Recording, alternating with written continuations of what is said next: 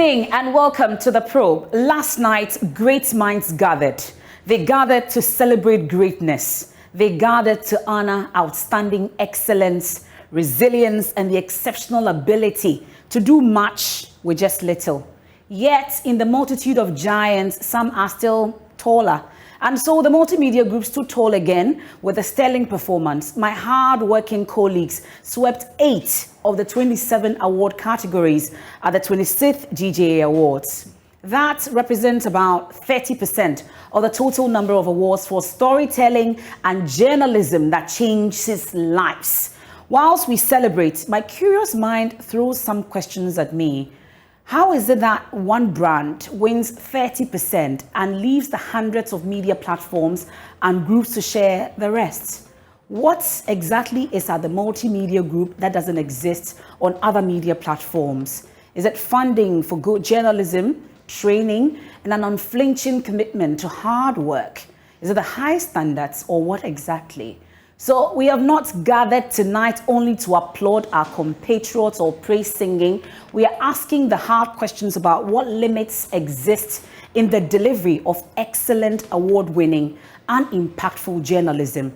That's what tonight's probe is about. It's also about self-introspection.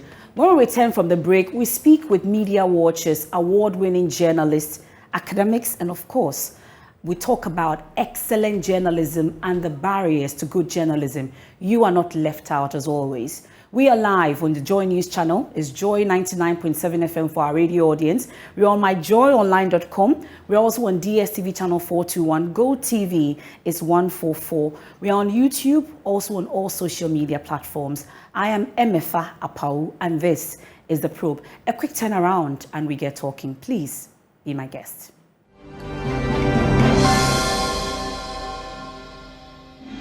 Welcome back and thanks for staying with us here on The Probe. And tonight we're taking cues from the 26th GJA Award. Well, a number of my colleagues had 8 awards. Out of the 8 nominations, we had 8 out of the awards that were given last night at the GJA. But really, this is not a praise singing. It's about self-introspection, thanksgiving as well, and then also taking proper feedback from you as well, so that we continue to dominate as the Multimedia Group. Let's start off. I'll be bringing in my colleagues who won these awards shortly. They'll join me via Zoom. Others also joining me in the studios. But let me start off with Mr. Suleiman Abrahima with the Media Foundation for West Africa. We'll also be joined on the phone by Dr. Afil Moni, he's the Media Past GJA President, and of course Kofi Asare with the Africa Education Watch, key stakeholders that we deal with all the time. So it'll be good to start the conversation with them. Then I'll bring in my colleagues. Good evening, gentlemen, and thank you so much for joining us. Good evening, and thank you for having us on. Okay. Hi, good evening. Good evening. So that's by way of testing your microphones. It looks like all is clear. But we'll wait also, and then we'll get Dr. Afilmoni joining us subsequently as we go on with the discussion. But Mr. Suleiman Abrahima and Mr. Kofi Asare, once again, thank you so much. But I know that my colleagues swept like 8 awards yesterday out of the 27 awards, 30% of the awards. But you've been dealing with us over the period, looking at the Multimedia Group, at least the various platforms, Joy News, Joy FM, Joy Prime, amongst others. But let's first talk about what the reflections should be for us as a group. As we take a look at these awards, we've seen the WAMECA, we've seen the CIMG Awards, and then now the GJA Awards. At least that's how we are crowning the year. Of course, we are hoping that more would come. But Mr. Suleimana, you've been dealing with us over the period. What for you will be the reflections going forward to start with? Well, thank you very much. First of all, let me congratulate all the award winners and also your colleagues from Multimedia for exhibiting excellence that were judged to be stuff that merited awards as last night's awards. I should say that certainly in Ghana, the Multimedia Group has established itself as the torchbearer when it comes to real journalism. And I'm not saying this because I'm speaking to you on a multimedia platform. As you said, from WAMECA to GJA, Awards and the others, Multimedia has, over the years, established itself as the leading media organization that is really leading when it comes to real journalism. I have said that, for example, if you take Wameka is a highly competitive awards, bringing journalists from across West Africa, competing with journalists from 15 other countries. And if you take this year, for example, we had 925, if I'm right, but certainly over 900 entries from the 16 countries. And then you had, all that being scaled down to just 25. And yet you had, colleagues from multimedia journalists winning some of the awards. And I remember, I think there was even one finalist who didn't also make it as an ultimate winner. And it is not just this year. Ghana has won the overall best journalist of the year for West Africa on 3 different occasions. And it's all been multimedia journalists. So it's not to celebrate you because I'm on your network, but that's really the reality. But of course, we still have a lot more to do. Maybe a time would come that multimedia would continue to win, the overall best journalist. Who knows? But of course, as you are striving to do the best, others are also doing their best. I remember Nigeria has always been the leader in terms of the numbers of awards. And I've had colleagues from Liberia and Sierra Leone, for example, say, is it possible to have a tier 2 competition? Because certainly we cannot compete with the big players. But hey, multimedia is always out there, including winning the overall best. This is the 6th year, and multimedia has won 3 times the overall best journalist. And yesterday, it was again manifest in terms of your brand of journalism, winning 8 out of the 27 or so award categories that was out there. So kudos to you.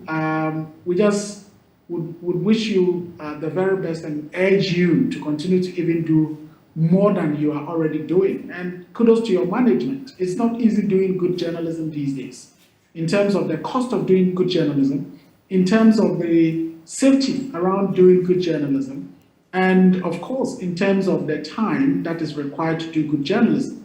And so to be doing that within this context is something that is worth commending and worth celebrating. So it's not just you, the journalists, who are doing great stuff, but also your managers who are investing the resources and giving you the support needed to be able to do the kind of journalism that keeps our democracy thriving and that really hold duty bearers accountable. So you can only continue to do the best that you can. Okay. Well, we'll take feedback as well from you especially. It's very important that we do from you going forward. I'll come to you on that. And then also how the issues about journalism not being a crime and what really the media landscape we can continue to do to ensure that media thrives. But Mr. Kofi Asare, we continue to educate as well. And most of the times we do this with you when it comes to the education front. Let's talk about your key takeaways and what the reflections should be for us as a multimedia group and other media platforms as well. Well, good evening to your cherished audience and fellow panelists. I want to first congratulate all nominees and indicate that, yes, all good journalists are winners, whether one was nominated or not.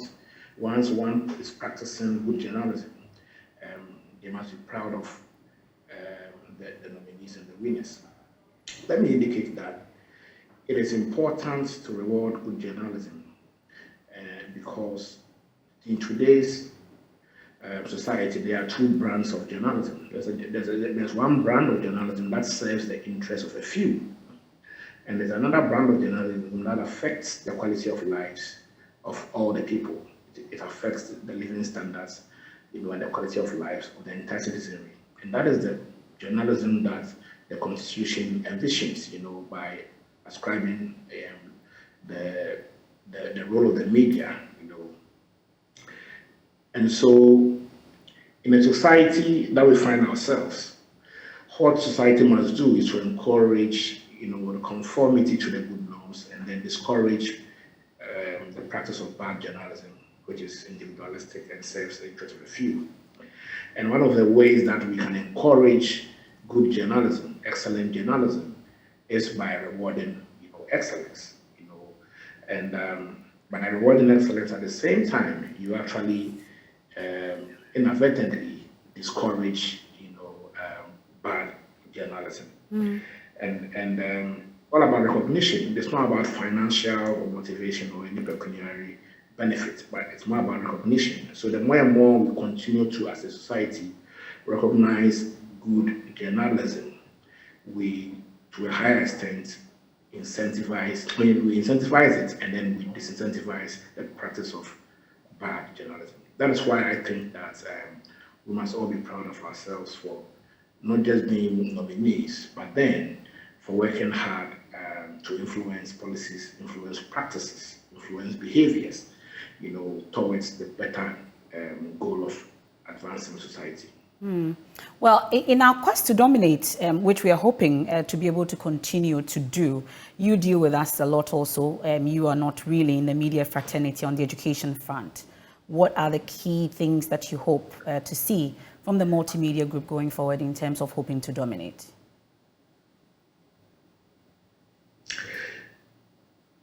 I think that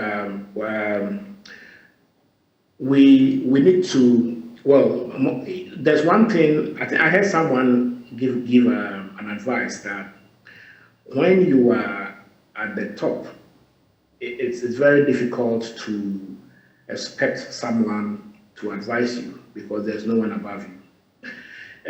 But the most difficult thing in this world is to remain at the top because you need to advise yourself. I think that that's where the brands like the multimedia brand find themselves. You need to continue to challenge yourself, and then look beyond standards in this country. I think that day in day out, I've seen a new crop of reporters emerging, on the multimedia scene, and so yes, the entry is smooth, but a lot of capacity building needs to be done in terms of appreciation of policy contexts. It's very, very important for it. Will not take a day, yes, because they are new, but it's very important for the group to be intentional in ensuring that, irrespective of the various sectors that they are operating in, they must get a good grasp of the policy context. Because everything you do impacts on ordinary Ghanaians simply because it's situated within the policy context and it ends up influencing policy, which also, in a holistic manner, affect the lives of everyone in the four corners of this country. So emphasis is on appreciation of the policy context, so that if you are changing something, then you are changing something in the right way. Okay, let me bring in former GJA president, media past GJA president, Mr. Philmoney. Thankfully joins us via phone as well. Thank you so much for joining us tonight on The Probe. So let's take a look at such awards and what it ought to do for the media houses and the awardees especially. Emefa, let me first of all join the chorus of congratulations for the award winners. I know how it feels. The feel good factor can propel an awardee to scale the height of journalism. So many factors goes into the selection of best journalists, of individual journalists who win in their various categories. From time memorial, the emphasis has been on relevance. How relevant is your story? What societal corrections or expose that your story seeks to achieve? To what extent can your story advance the cause of development? We also look at originality. the tendency to copy from others or to steal or plagiarize is so high. And so if your work is not original, and if it's detected that the work which was plagiarized from elsewhere, your award stands the risk of being withdrawn. We can also look at language. And when it comes to language, multimedia is dominant. And all your people are so well trained that the craft a story in a language is so appealing, not the year, but also achieve the purpose for which you put out your story. And then we can also look at timeliness. Is your story antiquated, quaint, or antiquated? How relevant in terms of time? Your story should pass the test of the law of timing by your master. So all these factors will go into selecting a good story. Okay. And let me once again sprinkle goes out of recommendation on you for winning 8 awards out of 8. 8 over 8 is an excellent piece of work. So congratulations to the individual journalists and also to your management. And it's true that apart from the Facebook factor, everybody has a Facebook party. And as far as the GJA awards are concerned, there are so many awards that are much free. Awards of dubious quality of credibility. The GJA award stands out, and Abel Suleiman also tout the quality of awards, Emefa Awards, and all that. But the fact that GJA awards are taken for such awards. And so once you are selected, apart from Facebook factor, you see yourself outstanding among a group of journalists. You know, the media says that so many media houses are being established, so many journalists are entering the profession. So for you to be selected, it is a kind of recognition which will propel you to do more. Okay. And apart from, apart from competition, our media space is becoming more competitive. They can be likened to a competitive standard. So that's what will help you to motivate, incentivize, go out there, compete with your fellow journalists. Okay. And I believe when you are so selected, the Facebook factor, the recognition can also put you to go more. And the individual leaders can crystallize it to collective action. You just imagine individual journalists all putting their very best. And then if we have so many journalists also do the same, that does reflect a qualitative improvement in what is their valuation. So it means that consumers of media content will not be better served in terms of reportage, in terms of analysis, in terms of commentaries, and everything journalistic. So overall, the society will benefit, as Suleiman mentioned, democracy, and other things, society is important that the media. And the Ghanaian content is the truth is that if today our democracy is the reference point, because the media have brought this far. So just imagine having as many media houses as possible. First of all, it's difficult to make the media houses. All of them put in their best. Okay. Ensure that they win awards. And overall, we see journalism witnessing an upsurge in terms of quality. Okay. Dr. Philmoni, well, just before I let you up, because you're joining us via phone, was it just me or you were missed at the awards yesterday? Come again. I was asking that if it was just me who didn't see you at the awards or you were not there. I wasn't there. I was held up elsewhere, so I wasn't there. Okay. Yeah. But when I tried what happened, and so once again, and this is something you cannot. No, once a journalist, always a journalist. Yeah. And once you're called, there's no way you turn your back to this calling. Okay. So I continue to be a journalist, irrespective of where I find myself. Would you say all is well within the GJA? I'm not pass any judgment. I'm sorry, I didn't get that. You have to raise your voice a little bit. I'm not in a position to pass any judgment on the GJA now. I as much as possible, I'm trying to stay hands up, and because we have left the team and then a new crop of players are not displayed, but we can all observe once in a while past comments, but it's too early to pass any judgment. Okay. Well, thank you very much for joining us. We're grateful. That's Otafio Money, is immediate past GJA president there, joining us about yesterday's award and also sending in his congratulatory message to the Multimedia Group and all the award winners as well. But I still have Mr. Suleiman Abrahima with me and then also Mr. Kofi Asare. I'll wrap up with them. Then I'll bring in the award winners also joining us to tell us the stories behind the award-winning stories yesterday that we saw them receiving awards at the GJA, 26th GJA Awards. Mr. Suleiman Abrahima, so in wrapping up with you, I was asking earlier about the feedback and then also training, the issues about keeping up with the high standards. Kofi has been talking about how difficult it is to remain at the top, but we are hoping to work hard to remain there. So give us some tips on maintaining these high standards and coupled with feedback. We thrive on feedback a lot, so please give it to us.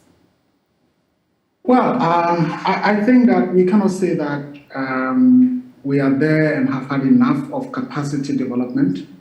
It's still important to build capacity. Unfortunately, we are at a time that, as you know, we're losing a lot of the best to the corporate world. And it's not surprising because people must survive and people must thrive. So if it's becoming increasingly difficult for media organizations to be able to afford competitive salaries, you expect that some of the best that we've had in the industry will be leaving. And over the years, I'm sure Multimedia has had quite a number of your colleagues leaving for the corporate sector for one reason or the other. And so being able to keep these best journalists in the newsrooms is something that is quite important. And I'm sure that management will look at that.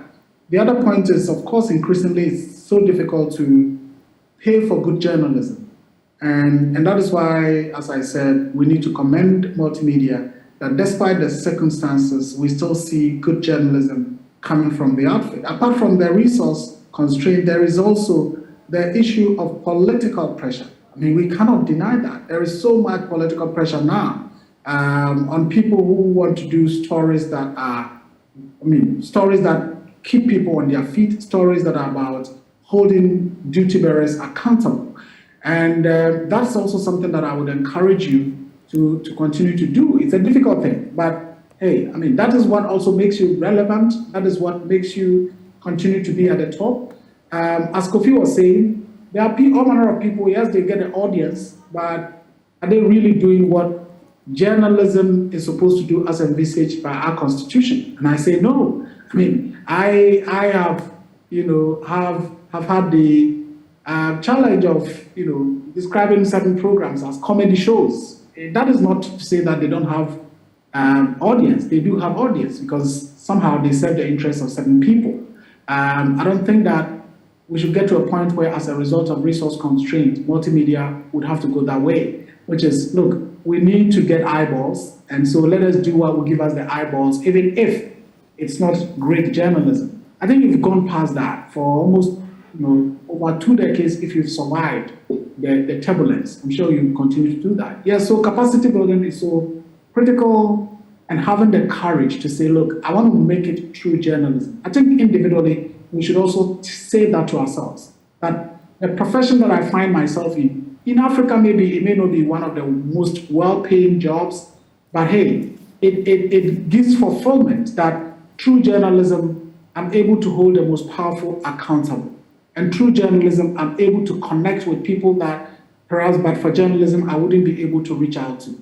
So I would say that you're already doing a fantastic job. So keep it up. And we are behind you. The little that we can do to support each other, we will continue to do that. We appreciate that support, Mr. Suleiman Abrahima. Thank you so much. He's Executive Secretary of the Media Foundation for West Africa. Mr. Kofi Asare will wrap up with us on your final words for this section before I bring in my colleagues on this, because we try to remain independent, fearless, and credible, standards that will continue to hold dear. Mr. Kofi Asare, in wrapping up, your final words as we bring in the awardees, you'd say.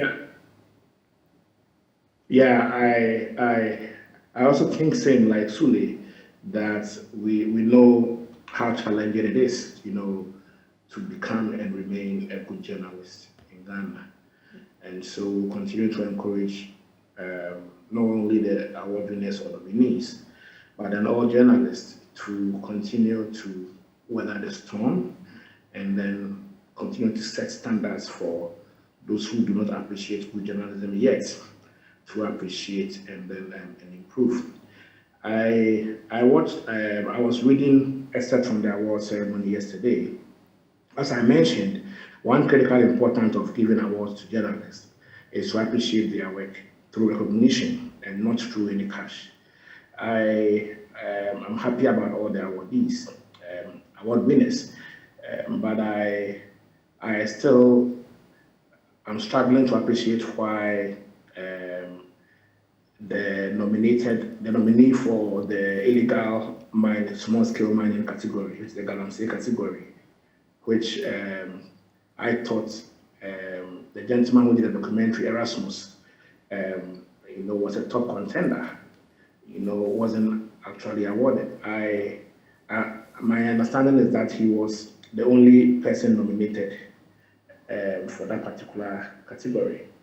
And so I was surprised that even though he was nominated and he wasn't contested by anyone, he still, no award was given for that particular category. I'm not too sure the reason, if any, why he wasn't given his award. But okay. I must indicate that by virtue of him being nominated and perhaps him being the sole nominee, he more than deserves that award. So I'll be happy if the GJA provides some much more explanation about how come Erastus was nominated and was a sole nominee, and rightly so. We appreciate the good work he's been doing in championing the cause against fighting illegal mining, which is a very, very, very difficult and dangerous task. Okay. I want to understand why he wasn't. These are answers we'll get from the GJA as well. We are grateful for your time, Mr. Kofi Asare, with the Africa Education Award. Indeed, I'm very grateful for your time here on the probe. I'll get to my colleagues, the award-winning journalists for yesterday from the 26th GJA Awards. I'm particularly excited about it. I'll introduce them to you after this break.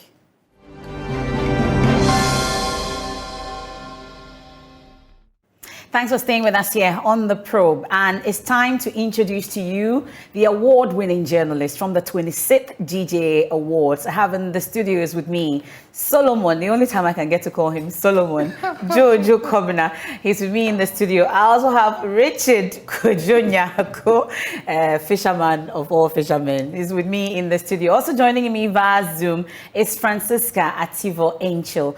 She's won the investigative piece, also the best female journalist of the year, joining me via Zoom. We also have Daryl Sechokwao, he won the business reporter of the year. Manuel Cranting, all the way from the United Kingdom, joining us via Zoom as well. He is the Komladu most promising journalist of the year. And we have Samuel Alfred Amu, is with Adom FM and Adom TV, also winning an award yesterday.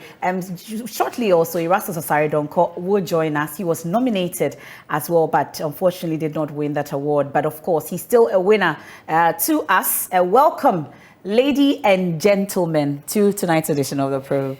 Thank you. Thank you. Well, I'll try to control myself. When it's I meet my colleagues, it's a different scene altogether. So let me start from Francisca. At least you will bring some sanity here into the studios. Francisca, once again, congratulations to you.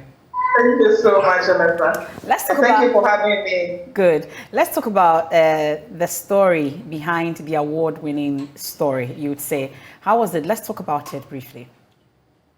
So the story was about pay or die, the agony of pregnant women in hospitals.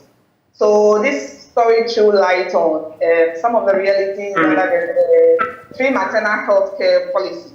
And so I took a look at what women go through in our hospitals when they go to deliver or they go through the entire 9 months process.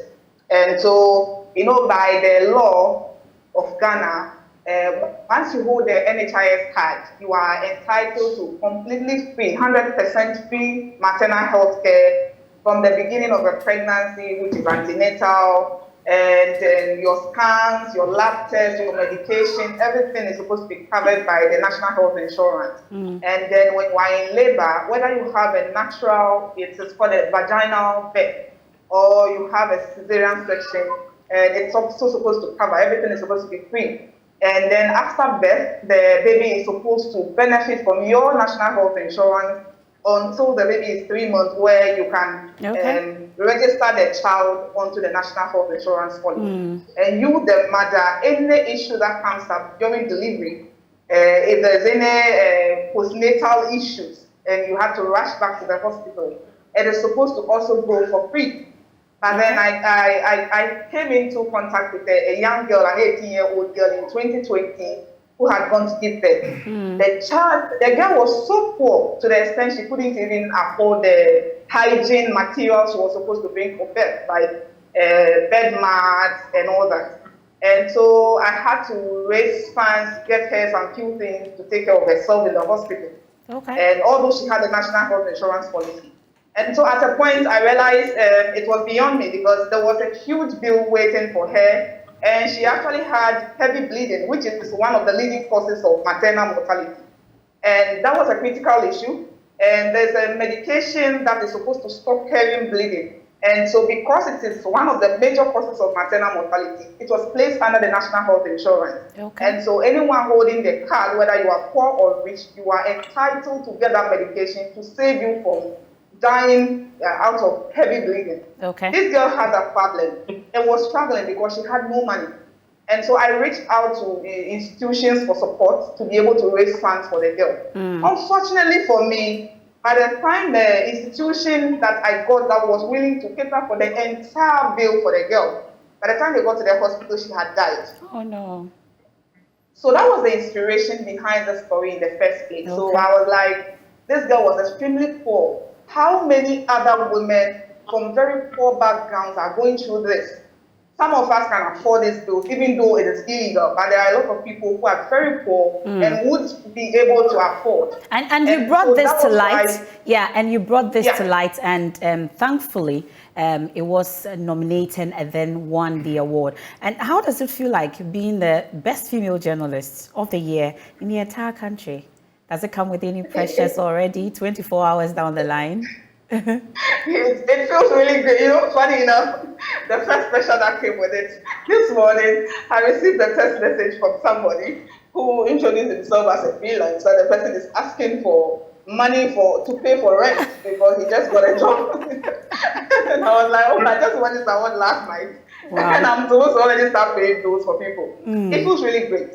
It feels really great because it's a recognition of hard work, because a lot of hard work went into this story. This was a 9 months long investigation because I had to follow the entire 9 months period to be able to tell a conclusive story about it. And so it was very stressful. And so the award is such a reward for the hard work. And we are all very proud of you. We are so proud of you. you. Once again, congratulations, Francisca. Super proud of you. Let's stay on Zoom. And Ima, he doesn't want us to call him Emmanuel, but Emmanuel, okay, brofalizing it, but Ima. I want it in the row. Is that Kwate? Is that Kwate? Hey, sorry. Obi Maso. Hey, the weather is good for you, Papa. Nipa session. The name is Manuel. Let's not confuse our views. Why didn't you tell the GJA it is Manuel? Okay, so Mr. Kwate. Oh wow, you are the Komla Dumo Promising Journalist of the Year. How does it feel? Emefa, I think the best word to describe the feeling is just out of this world. You know, I entered the Joy newsroom as a national service person in August, specifically 4th August 2020. And look, I was just looking to do my job and go on. That was all that I was looking to do. And tell you what, if you've been in the Joy newsroom, you'd know that that newsroom is a star-studded newsroom full of amazing talent. A lot of pressure. Too many competent people in there. And look, I was just coming out of the university, and I did not want to be just any other national service person also. It was a lot of pressure for me, and that pressure turned anxiety was what I think pushed me to never want to, leave the job at just what every other normal person would do or normal journalist would do. I just wanted to always go the extra mile. And if you have the benefit of, leadership, and I posted this on Facebook, Emefa, that this particular award goes deservingly to Elvis Koku Kwashi. He called me into his office sometime in October 2020. This was barely 2 months after I had started my national service, and said, look, you have to work towards the most promising journalist of the year.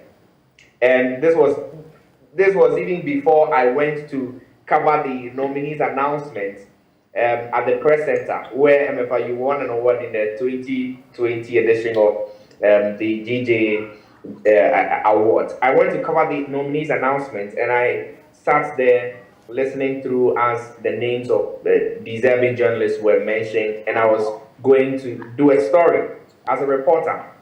And when I came back, Elvis called me back into his office and said, you see what you're reporting on today?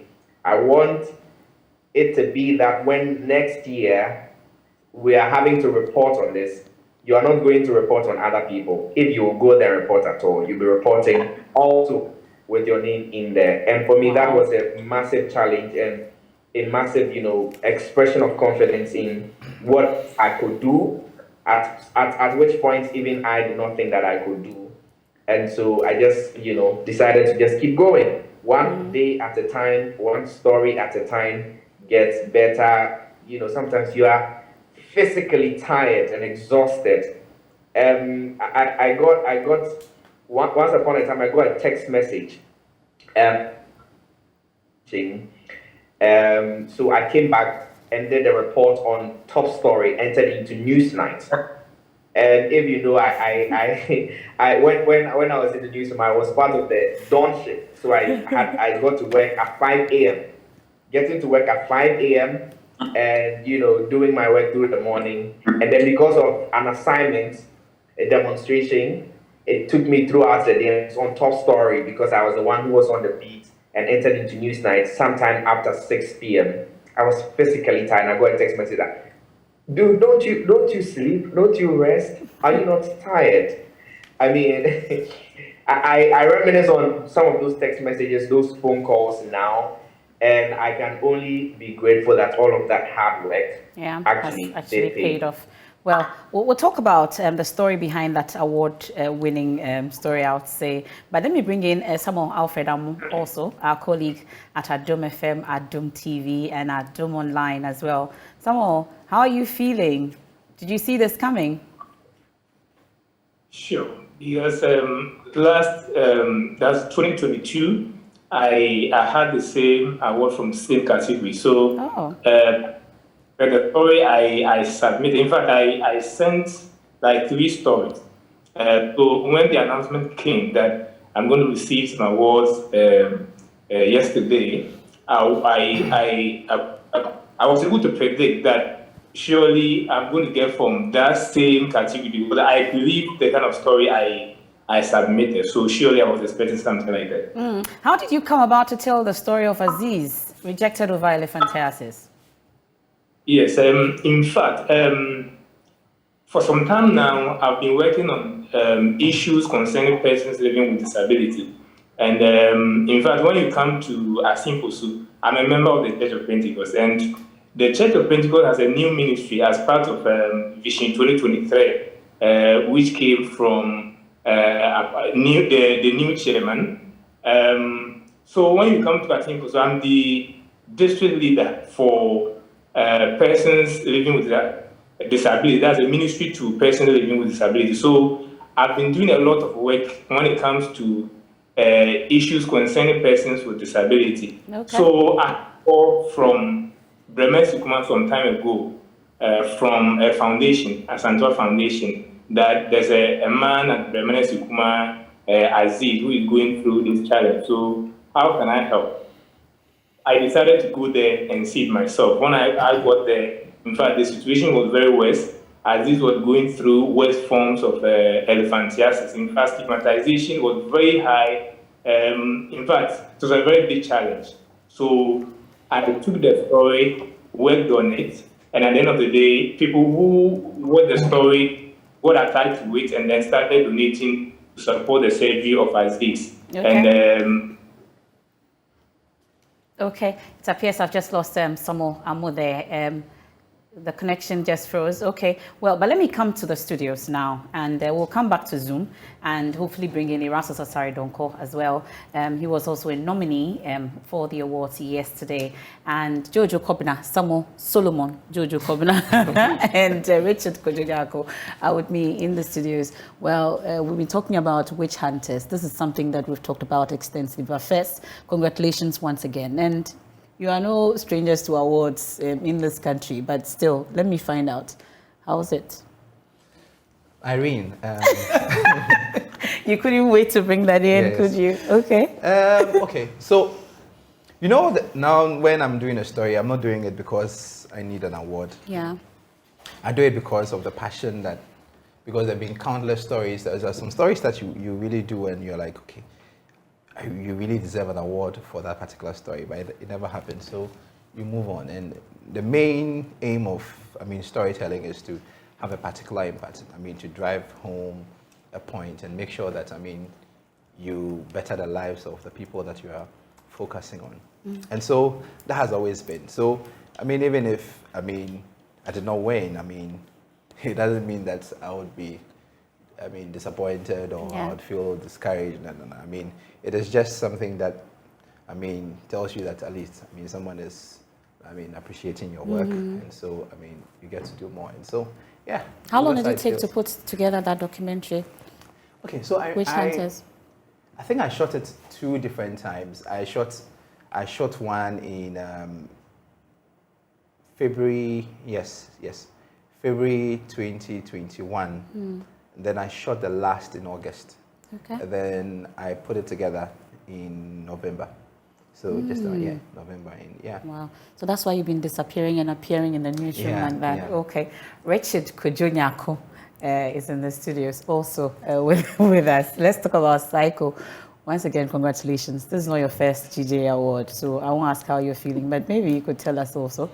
And then we'll talk about Psycho, how long it took and the challenges you faced. Also, it feels exciting telling stories about your own people, the fisher folk. We have 4 coastal regions in Ghana, Central, Greater Accra, Western and Volta. Mm-hmm. And they consider about 10% of the Ghanaian population, they depend directly on the sea. So that's where they get their daily bread from.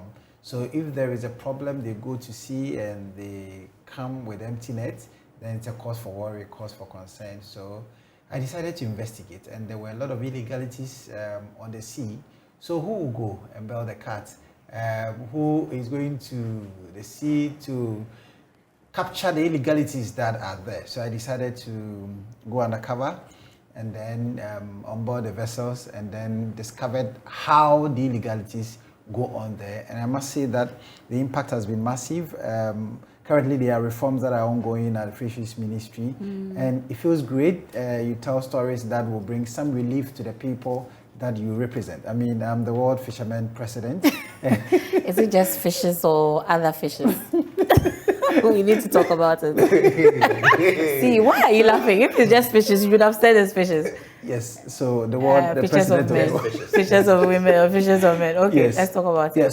so it feels exciting, telling the stories and getting something. I didn't really think that I was going to win any award because there's been some countless occasions that, just as Dojo indicated, that you tell stories and you feel that the story, it should really bring something home, but it never does. And so, well, it feels good. I mean, yeah.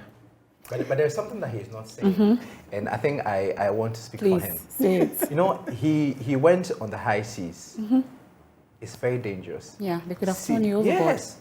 You disguise yourself as an a fisheries observer. Okay. You know, these observers are embedded on the on a fishing vessel because of the illegality. So when the observers do come, they bring their report and nothing really is done about the report because it's the same people that would eventually pay the observers. So you bring your report and then you detail the truth that you saw on the high seas, and they said, "Oh, what kind of credit? So will not allow you to go back." And so the illegalities continue unabated.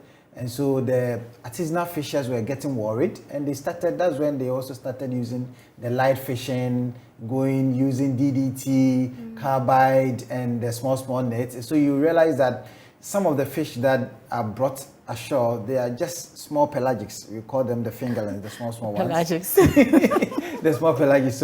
So as you can see on our screen, you see that when these foreign vessels, they catch what they are not supposed to catch, they separate what they want, and then the rest, that's about 90%, they throw them back into the sea. So it causes some kind of pollution in the sea. And so fishes that are dead, and then the fishes that are alive, so you see that kind of effect. But now it is reducing. You know, Ghana imports nearly $300 million worth of fish from outside, and it has an effect on our foreign exchange. So we have this big ocean here, and then the fishermen go, and then they come out with emptiness as a result of some of these. Most of them plastic also. Exactly. Okay, rubbish. Well, I'll bring in our boss, so you need to comport yourselves, behave yourselves whilst you're here. But let's hear Manuel's story behind that award-winning story. Manuel, let's talk about this little boy. I was hoping that Clean Ghana will also fetch you an award at the GJA, but of course you've won an award for that as well in terms of environment and sanitation.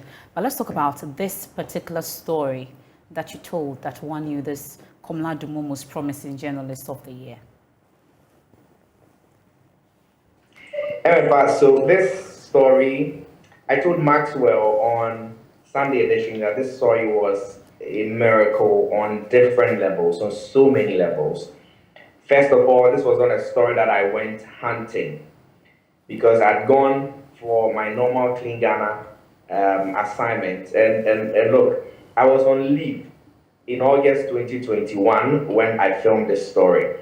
I just decided to continue coming to do the Ghana project because I've been placed on the beat by Araba Kumsin, and just for the sake of consistency and keeping the project running, I thought it would be good that I'd come even on leave to do the project.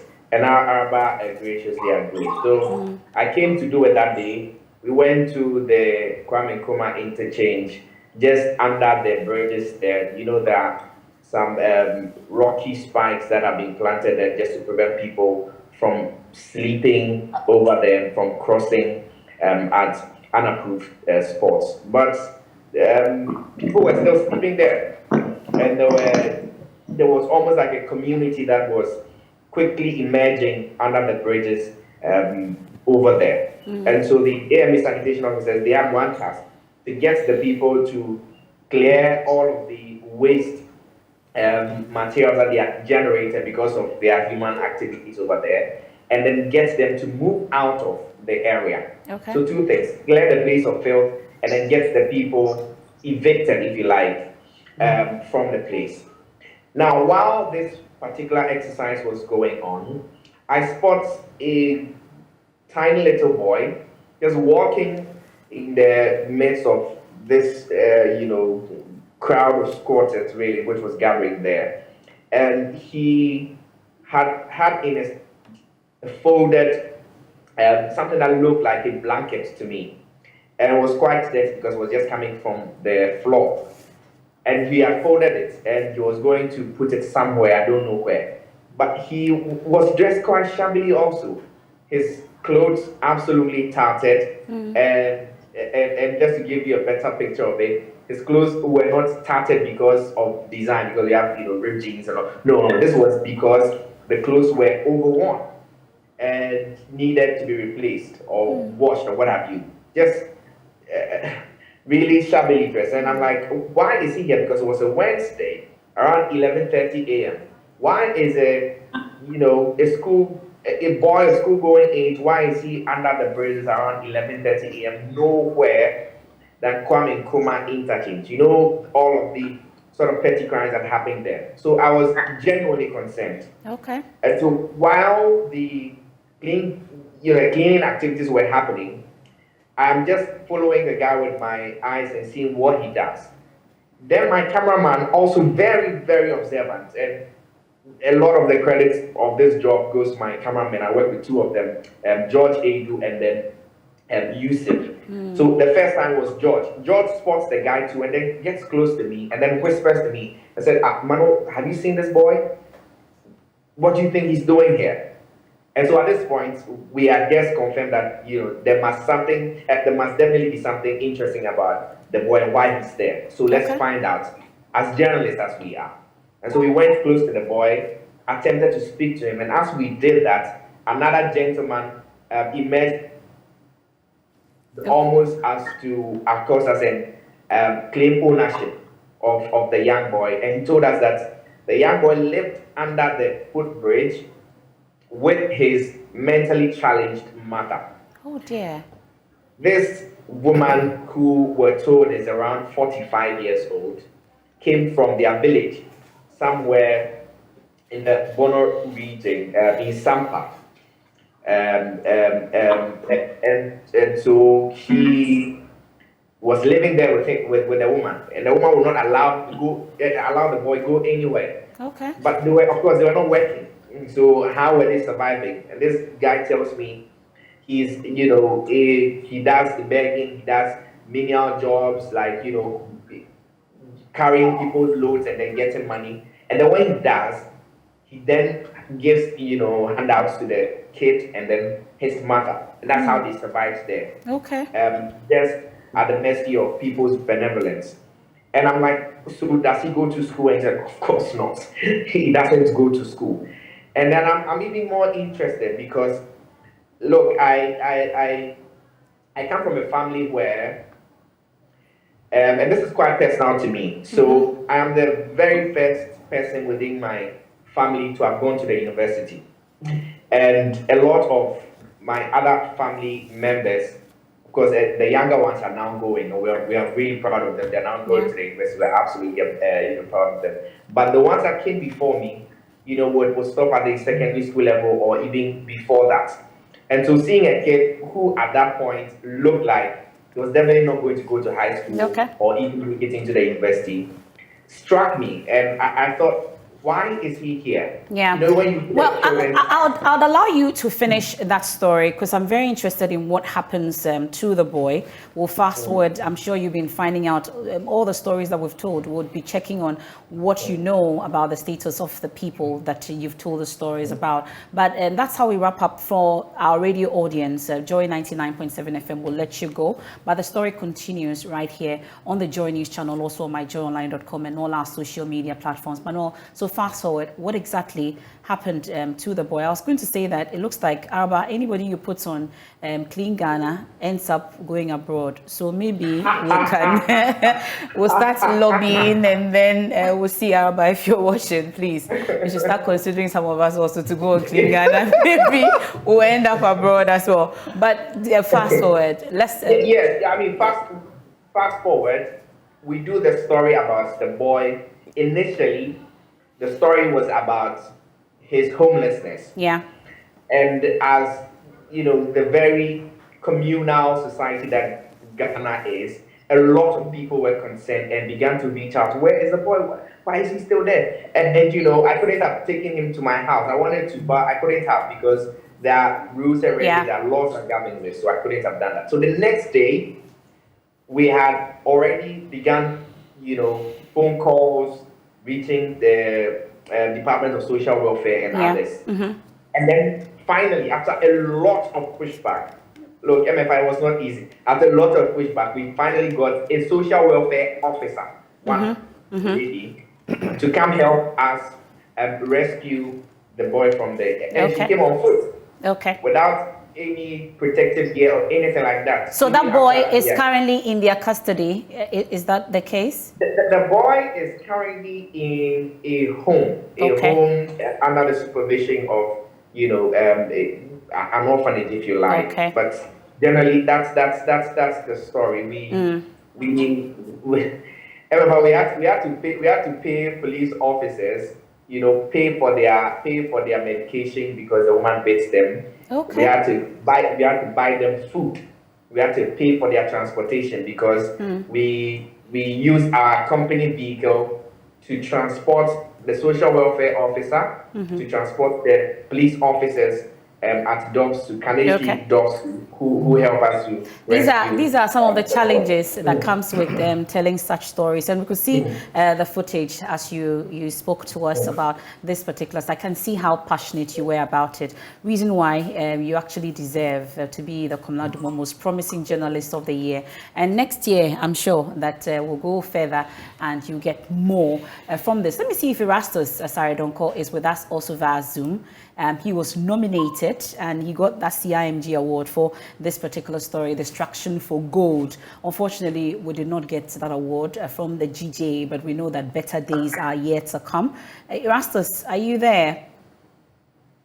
Yeah, I'm here. Hello. Good to hear from you, Erastus. Once again, for me, you are still my personal winner, and for all of us in the newsroom, you remain our winner, and we are proud of you. But let's talk about your nomination, for instance. We all were very excited about it. I know you were very excited about it as well, but how are you feeling, you'd say? I'm good, and seeing my brothers and sisters who has done so well win these awards, and as Manuel is telling this story, you know, it's so gripping. I have rescued so far 5 children who are doing very well at the moment. The last one lost 5 fingers, but he has grown into a very handsome boy, being taken care of by Ashanti female lawyers. So I understand what he goes through to bring out this story. It's fascinating. So it's a win for all of us. I'm happy that we could get this far. Okay. Well, I've been listening to Suleiman Abrahima, Dr. Phil Moni, and then also Kofi Asare.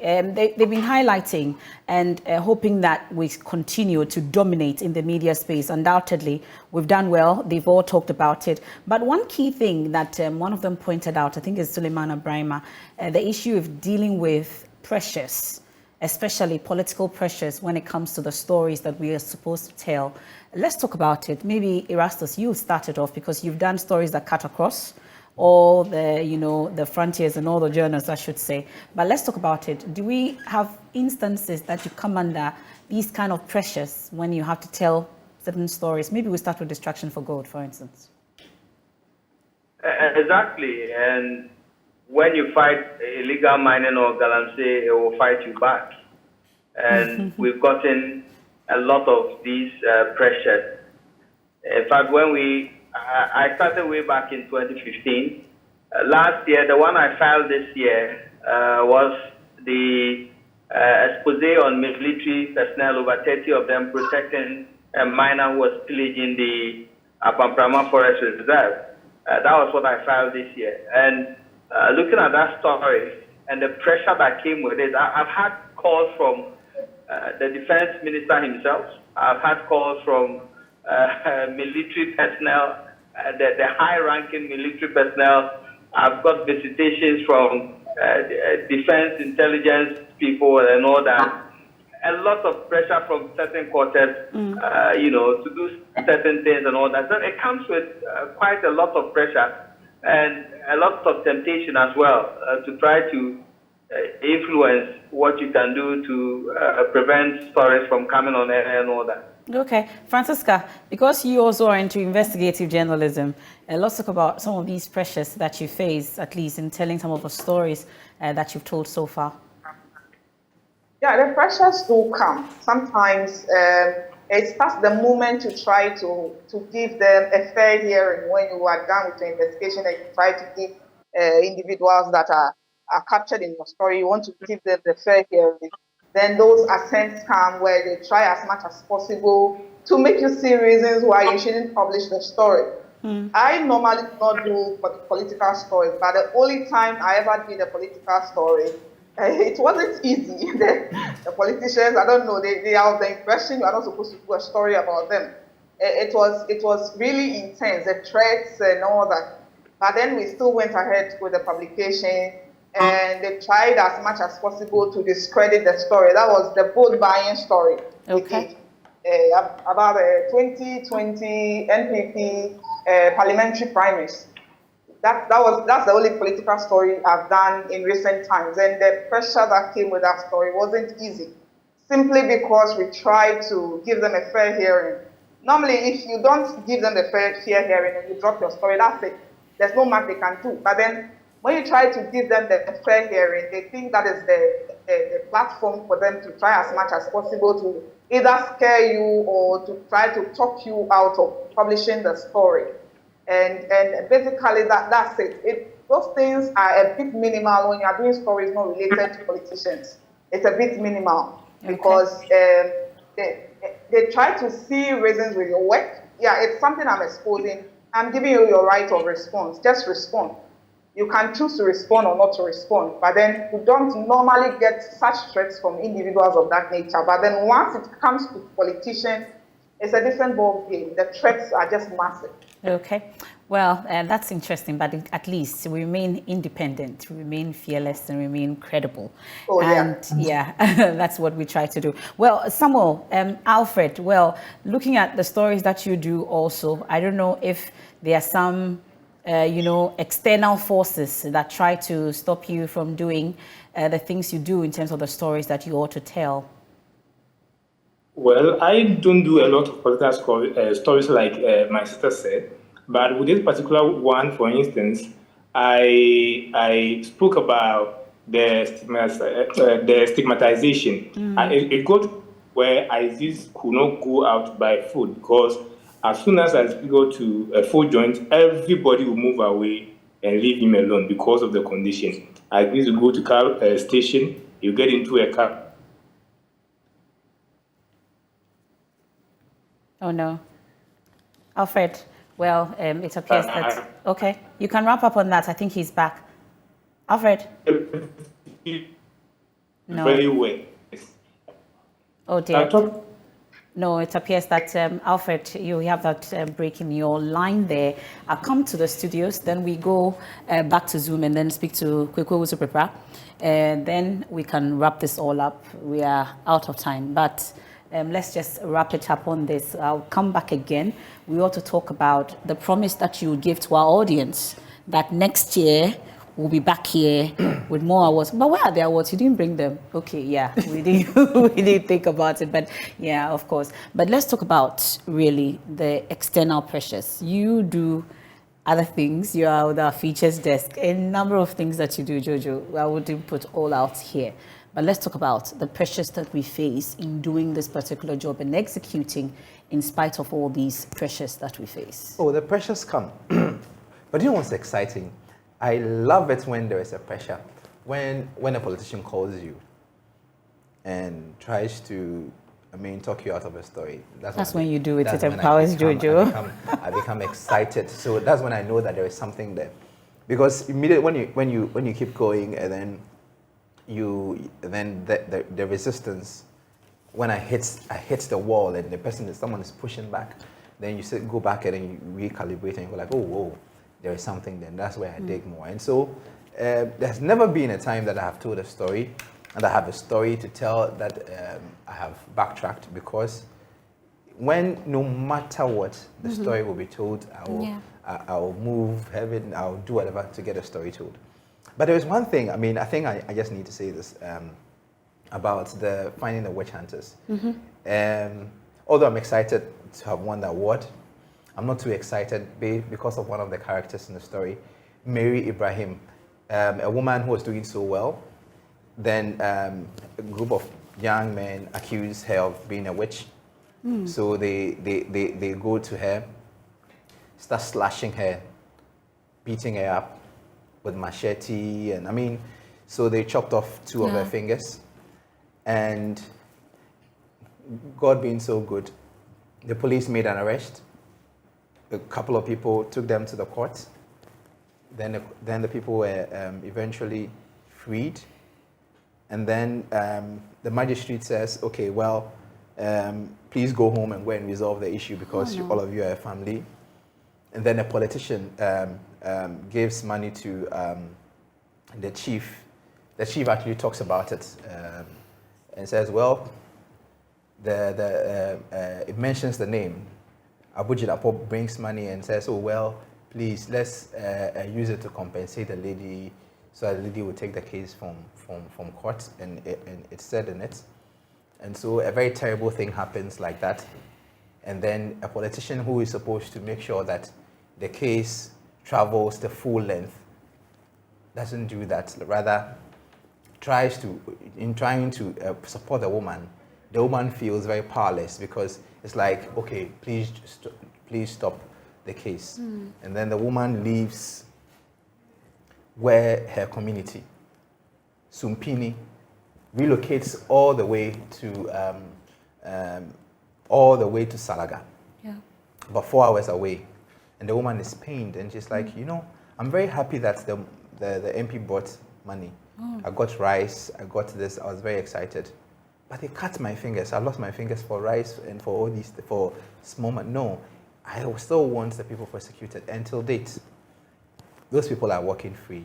Still the woman not prosecuted. Have not been. The woman who, the victim of the case, has relocated from her community and is all the way in Salaga with her entire family. And you know, and that is very heartbreaking. And so I will keep talking about Mary Ibrahim until something happens, because until maybe the Attorney General picks up the case and goes to try the people, because well, it's not because I don't think it's the minister who told the people to go and beat up the woman.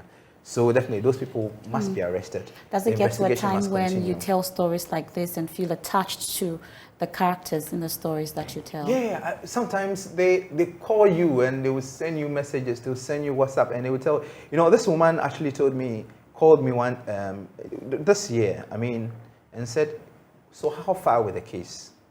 And I had nothing to, so I was actually sitting, I was like, okay, maybe at this point, I'm going to write a letter. I'm just going to petition Shraj for Shraj to investigate. And this will be about the second time you're petitioning Shraj over a story you've told. Yes, I think I want to do that.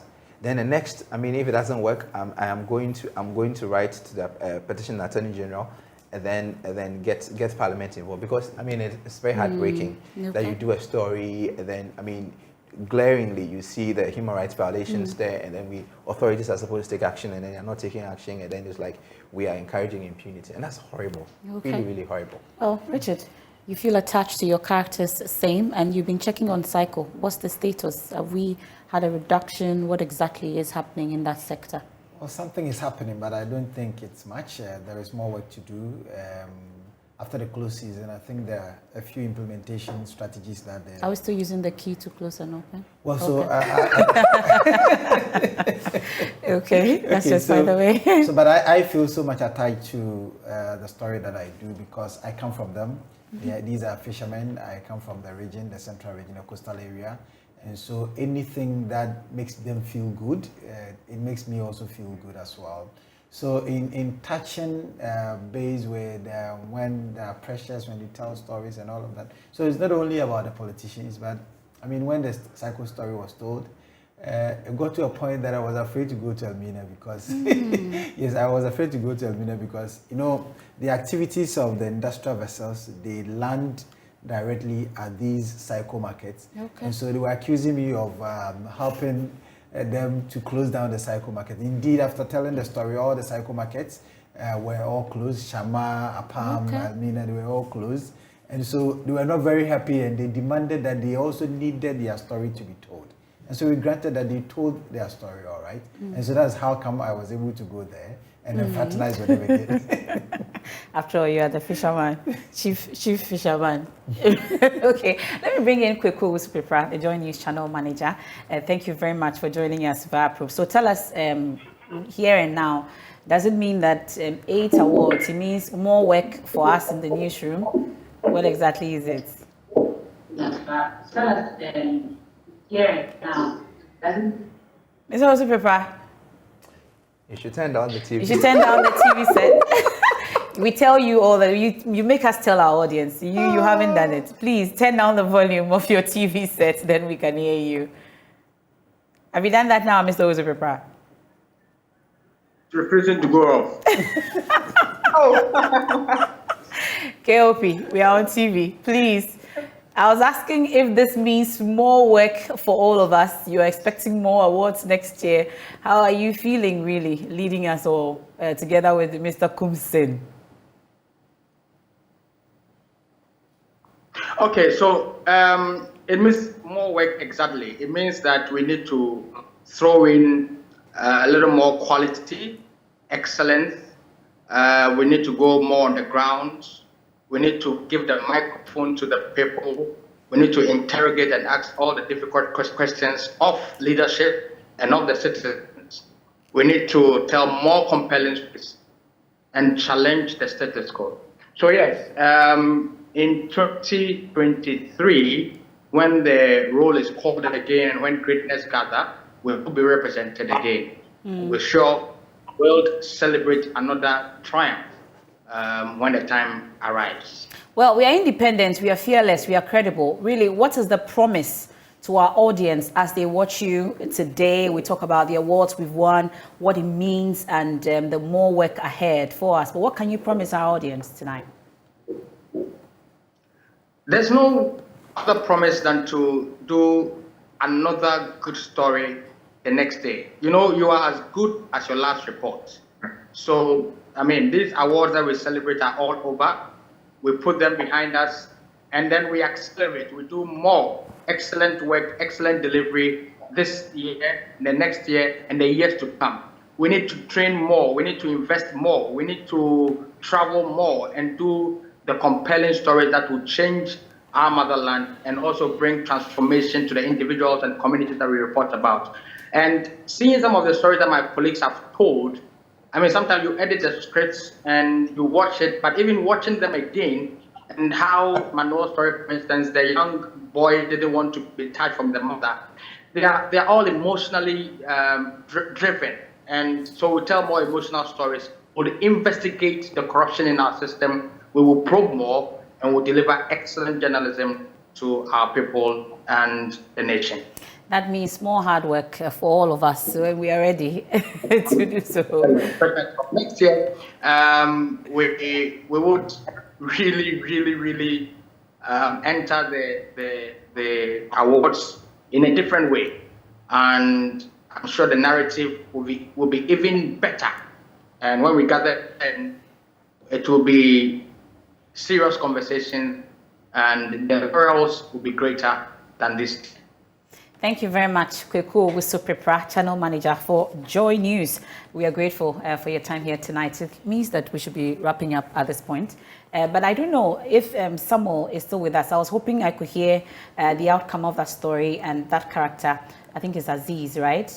Is he with us? Alfred, what's the state of Aziz, finally, before we let you off? Yes, Aziz, we were able to raise some money for Aziz, and then he went to Kolebu for the surgery.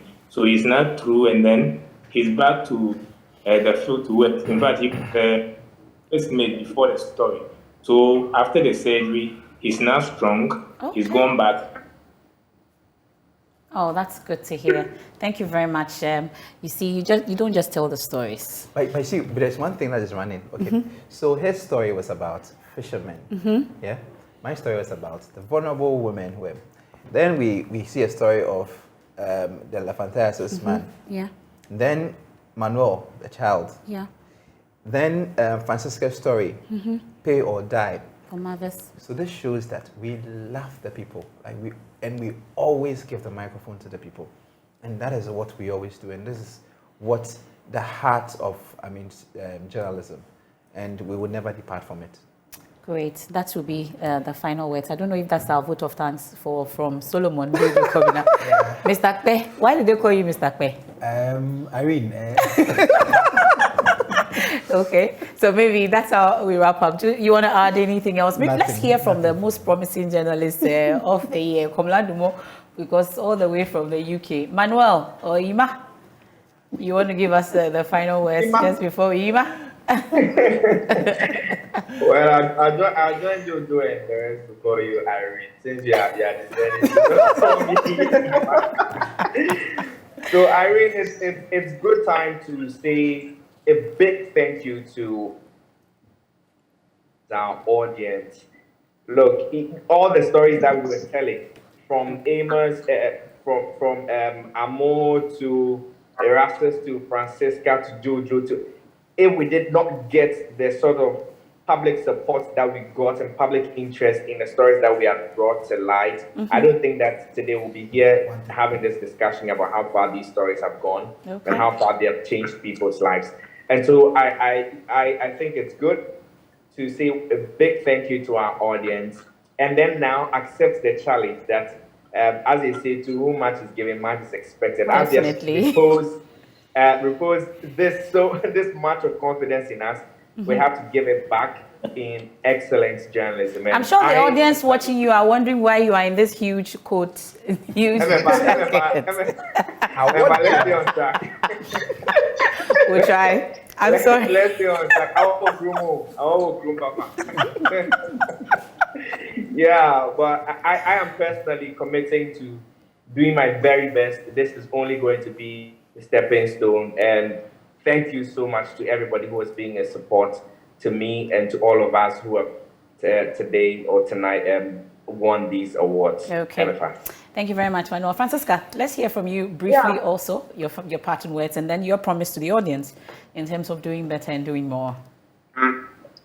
Okay, so I won the Investigative Journalist Award. You know, men have been winning this all these years, and finally we have arrived. So proud of you, so proud of you. Yeah. And I'm so happy. You know we share the same name, right? See now how we do it. Yeah. And so I'm so happy.